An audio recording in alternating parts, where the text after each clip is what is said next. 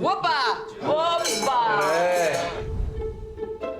Turėtume būti atsargus, nes šitas daikčiukas yra labai patogus, bet ir labai pavojingas. Čia kaip mūsų gyvenimo juodoji dėžė.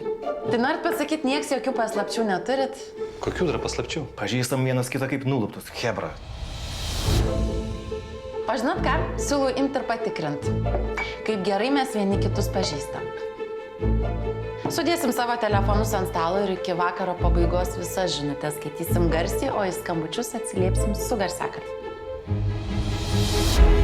Bandom. Na kągi, mirtis ateina tik vieną kartą. O jūs gal laukėtės jau?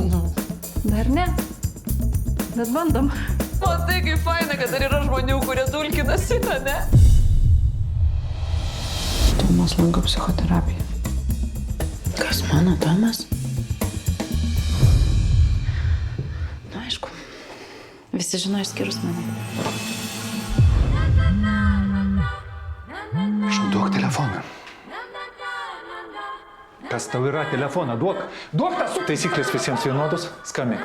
Žaidžiam iki galo. Neliko jokio privatumo.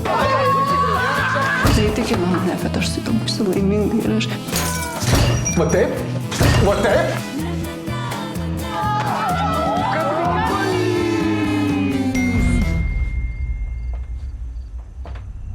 Noriu sekso. Milka, tu žinai, kad rolis sėkmingai barškina 22 metų sėdynę?